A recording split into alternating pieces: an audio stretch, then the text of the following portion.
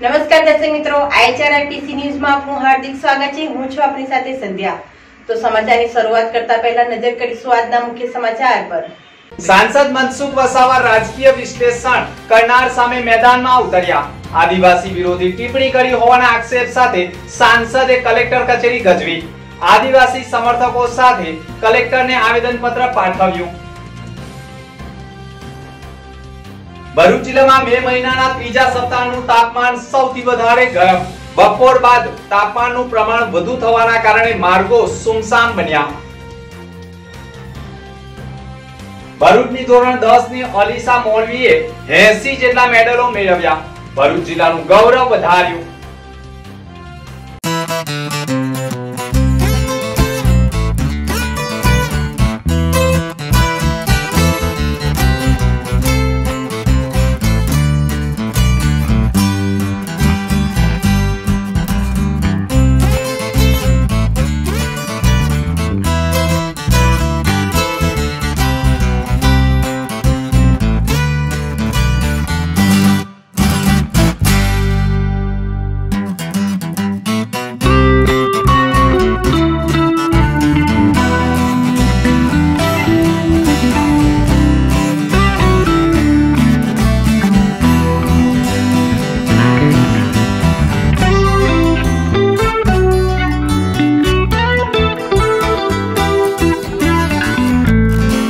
ભરૂચ જિલ્લાની લોકસભા બેઠક ઉપર 6 ટર્મ બાદ 7મી ટર્મ માટે પણ ઉમેદવારી નોંધાવનાર મનસુખ વસાવા આદિવાસી સમાજની ટિપ્પણી કરનાર મીડિયાકર્મી નરેશ ઠક્કર સામે મેદાનમાં ઉતર્યા છે।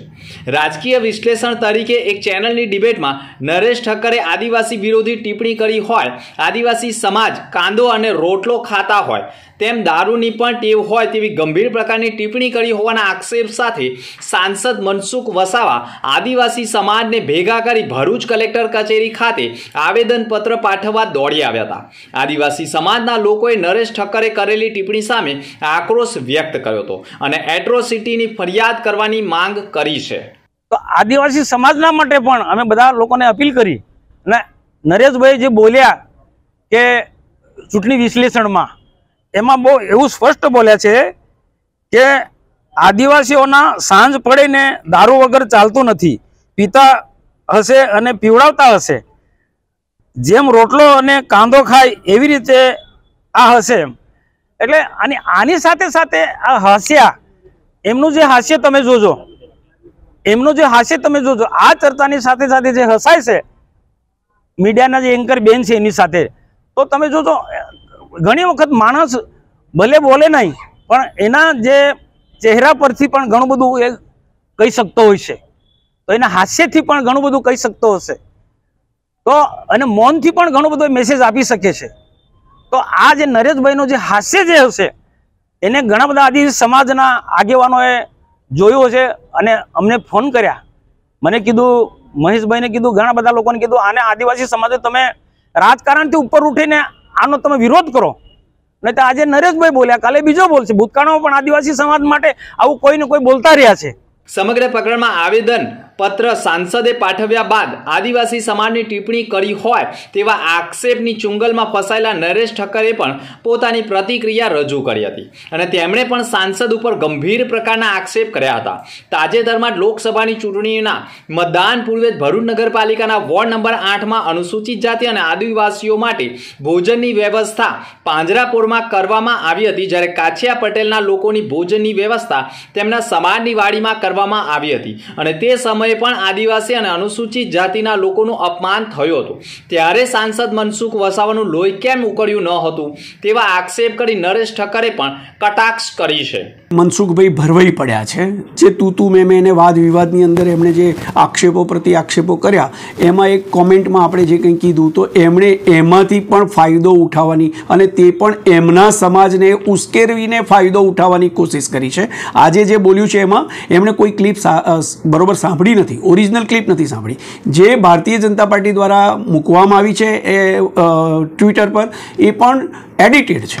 એના માટે બી અમે કાર્યવાહી કરવાના છે। પણ આ મનસુખભાઈને મારે એવું પૂછવું છે કે હવે તમને આદિવાસીની ચિંતા થઈ, દારૂની ચિંતા થઈ, તમે આદિવાસી સમાજમાં આટલા વર્ષોથી ફરો છો તો શું કર્યું? અરે છોડો, વોર્ડ નંબર 8 ભરૂચની અંદર આ આદિવાસીઓ સાથે ક્યાંય અનુસૂચિત જાતિના માણસો સાથે અન્યાય થયો, તે પણ તમારી ચૂંટણી દરમિયાન વોર્ડ નંબર 8ની અંદર ભારતીય જનતા પાર્ટીના જ એમને જ્યારે જમવાનું આમંત્રણ કરવામાં આવ્યું તો કેટલાકને કાછિયા પટેલની વાડીમાં જમવા બોલાવ્યા અને આદિવાસી અને અનુસૂચિત જાતિના માણસોને પાંજરાપોળમાં બોલાવ્યા. મનસુખભાઈ, તમે ત્યારે ક્યાં હતા? ત્યારે તમને આદિવાસીની ચિંતા ના થઈ, એમના અપમાનની ચિંતા ના થઈ, અને આજે મીડિયાને દબાવવા માટે તમે ખોટી રીતે એ વાતને એક્સપોઝ કરીને અને તે પણ સત્યથી દૂર જઈને તમે કોઈને દબાવવા ધમકાવવા માંગો છો.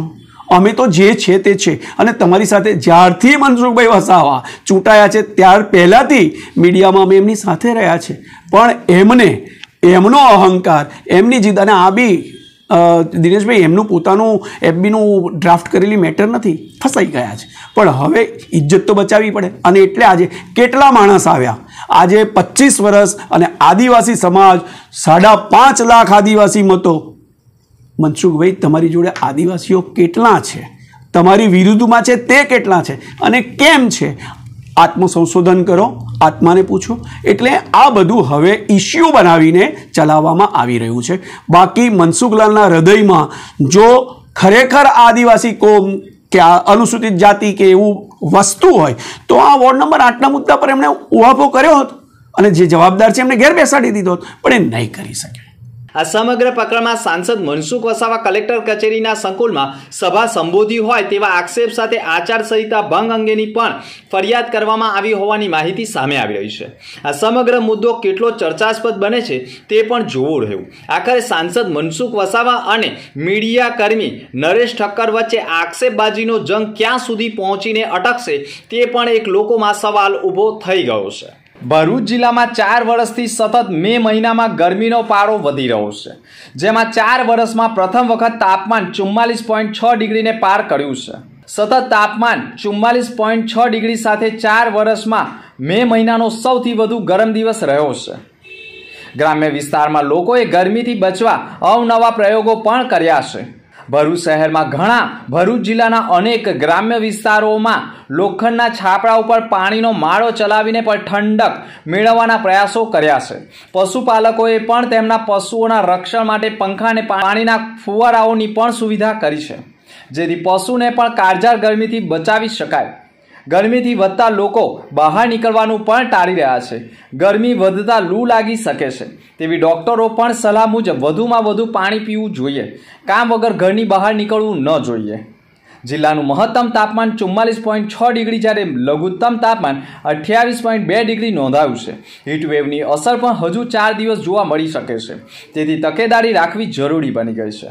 ભરૂચ જિલ્લાના ઘણા લોકો પશુપાલકો હોય અને પશુઓ માટે પણ પાણીની સુવિધા કરી રહ્યા છે, તો ઘણા વિસ્તારમાં લોકો પશુઓ અને પક્ષીઓ માટે પીવાના પાણીની પણ તરસ છુપાવી રહ્યા છે અને પાણીની સુવિધા કરી રહ્યા છે.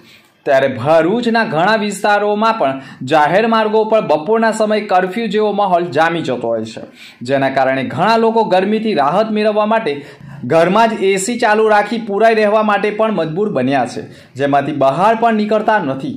પોતાના ઘરમાં જ એસી, કુલર અને પંખા નીચે જ રહેવા માટે મજબૂર બન્યા છે. ત્યારે ભરૂચમાં તાપમાનનો પારો ઊંચો જતાં લોકો પશુઓને પણ બચાવવાના પ્રયાસ કર્યા છે અને પશુ પક્ષીઓની તરસ છીપાવવાના પણ પ્રયાસો લોકો કરી રહ્યા છે.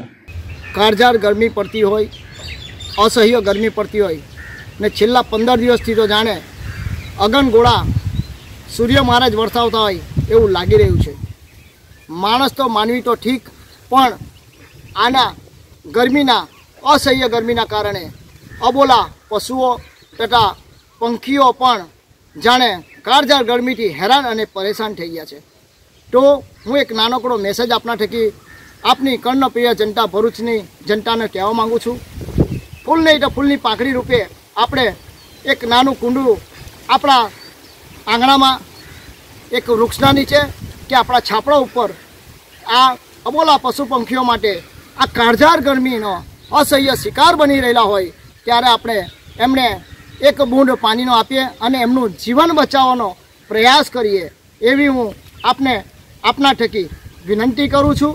2 હાથ જોડીને વિનંતી કરું છું અને બને ત્યાં સુધી પાણી મૂકો અને બને તો જે છાપડા ઉપર કુંડા મૂક્યા હોય તો કલાકે કે 2 કલાકે એ કુંડાનું પાણી બદલો તો પાણી ગરમ ના થઈ જાય અને એમને થોડું હુંફાળું અને ઠંડુ પાણી મળી રહે. આ માટે હું આપને 2 હાથ જોડીને વિનંતી કરું છું. હાલના સમયમાં વેકેશનમાં બાળકો ઘરે સમયને વધુ વેડફાટ કરે છે અથવા તો વગર કામની પ્રવૃત્તિ કરવા કરતાં પોતાના શરીર માટે 2 કલાક ફાળવે તે માટે હરિપ્રબોધ પરિવાર દ્વારા ગુજરાત રાજ્ય યોગ બોર્ડના સૌજન્યથી યોગ સમર કેમ્પનું આયોજન કરવામાં આવ્યું છે. ગુજરાત રાજ્ય યોગ બોર્ડ તરફથી 7 થી 15 વર્ષના બાળકો માટે યોગ સમર કેમ્પનું આયોજન હરિપ્રબોધ પરિવાર દ્વારા કરવામાં આવ્યું છે, જેમાં 20 થી 29 મે સુધી ભરૂચ શહેરની મંગલદીપ સોસાયટી, આત્મીય સંસ્કાર ધામ અને જીએનએફસી ક્લબ ખાતે યોગ સમર કેમ્પનું આયોજન કરવામાં આવ્યું છે, જેમાં દરેક જગ્યા ઉપર 100 થી 120 બાળકોએ ભાગ લીધો છે. યોગ શિબિર સવારે 6:45 કલાકથી સવારના 9 વાગ્યા સુધી રાખવામાં આવી રહી છે. ભરૂચમાં ધોરણ 10માં અભ્યાસ કરતી છાત્રાએ રાજ્યની ખેલ મહાકુંભમાં ટેક વેન્ડો સ્પર્ધામાં ગોલ્ડ મેડલ મેળવીને ભરૂચ જિલ્લાનું ગૌરવ વધાર્યું છે. તેને અત્યાર સુધીમાં જિલ્લા, રાજ્ય અને નેશનલ અને ઇન્ટરનેશનલ લેવલ અલગ અલગ કેટેગરીમાં કુલ 80 મેડલો પ્રાપ્ત કર્યા છે. પ્રાચીન સમયમાં દીકરીને સાપનો ભારો ગણવામાં આવતી હતી. દીકરી પરિવાર માટે બોજ છે એવી ગેરમાન્યતા હતી, પરંતુ હવે આધુનિક અને વિકસિત ભારતની દીકરી સાપનો ભારો નહીં પરંતુ તુલસીનો ક્યારો બની દુનિયામાં મહેકી રહી છે. ભરૂચ શહેરના ન્યૂ આનંદ ખાતે રહેતા મુસ્તાક મૌલવીની 15 વર્ષીય અલીસા મૌલવીએ ટેક વેન્ડો સ્પર્ધામાં હાલમાં જ 18મી મે 2024માં યોજાયેલી રાજ્ય લેવલની ટેક વેન્ડો સ્પર્ધામાં ભાગ લઈને ગોલ્ડ મેડલ મેળવી ભરૂચ જિલ્લાનું ગૌરવ વધાર્યું છે. ભરૂચમાં મધ્યવર્ગીય પરિવારમાં રહેતી અલીસા મૌલવી 4 વર્ષથી જ શાળામાં ટેક વેન્ડો ટેકનિક શીખવા જોડાઈ ગઈ છે અને રમતગમતની સંઘર્ષમય સફળ ખેડીને સફળતા મેળવી રહી છે. અત્યાર સુધી તેણીએ સ્કૂલ ગેમ્સ અને બીજી અલગ અલગ સ્પર્ધાઓમાં ભાગ લઈને 80થી વધુ ગોલ્ડ, સિલ્વર અને બ્રોન્ઝ મેળવ્યા છે. અલીસાએ દેશ વિદેશમાં રાષ્ટ્રીય અને આંતરરાષ્ટ્રીય સ્પર્ધાઓમાં ભાગ લઈ અનેક વિક્રમો પોતાના નામે કર્યા છે. ઉપરાંત તેણીએ દુબઈમાં યોજાયેલી G2 સ્પર્ધામાં પણ ભાગ લઈને બ્રોન્ઝ મેડલ મેળવ્યા હતા, જેના માટે રાજ્યના ગૃહપ્રધાન હર્ષ સંઘવીએ પણ તેમનું સન્માન કર્યું હતું. દેશના પૂર્વ વડાપ્રધાન સ્વર્ગસ્થ રાજીવ ગાંધીની પુણ્યતિથિ નિમિત્તે ભરૂચ જિલ્લા કોંગ્રેસ સમિતિ દ્વારા શ્રદ્ધાસુમન અર્પણ કરવામાં આવ્યા હતા.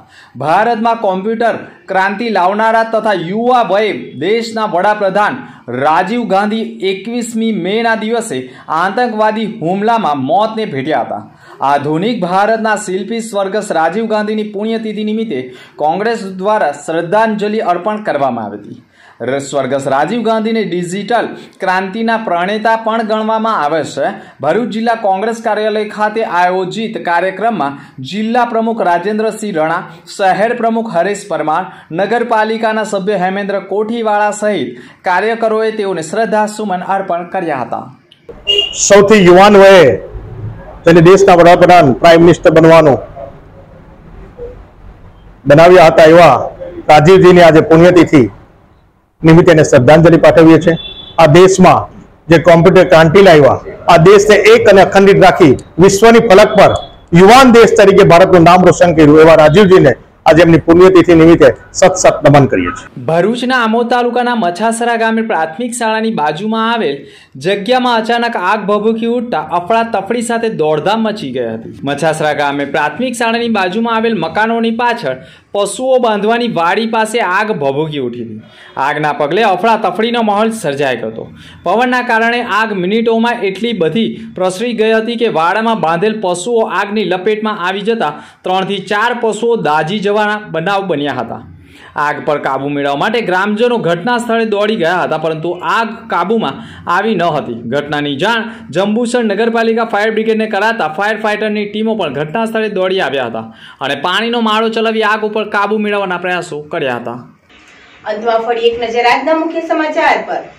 સાંસદ મનસુખ વસાવા રાજકીય વિશ્લેષણ કરનાર સામે મેદાનમાં ઉતર્યા. આદિવાસી વિરોધી ટિપ્પણી કરી હોવાના આક્ષેપ સાથે સાંસદે કલેક્ટર કચેરી ગજવી. આદિવાસી સમર્થકો સાથે કલેક્ટરને આવેદનપત્ર પાઠવ્યું. ભરૂચ જિલ્લામાં મે મહિનાના ત્રીજા સપ્તાહનું તાપમાન સૌથી વધારે ગરમ. બપોર બાદ તાપમાનનું પ્રમાણ વધુ થવાના કારણે માર્ગો સુમસામ બન્યા. ભરૂચની ધોરણ 10 ની અલીસા મૌલવીએ 80 જેટલા મેડલો મેળવ્યા. ભરૂચ જિલ્લાનું ગૌરવ વધાર્યું. તો આ હતા અત્યાર સુધીના સમાચાર. નવા સમાચાર સાથે ફરી મળીશું. નમસ્કાર.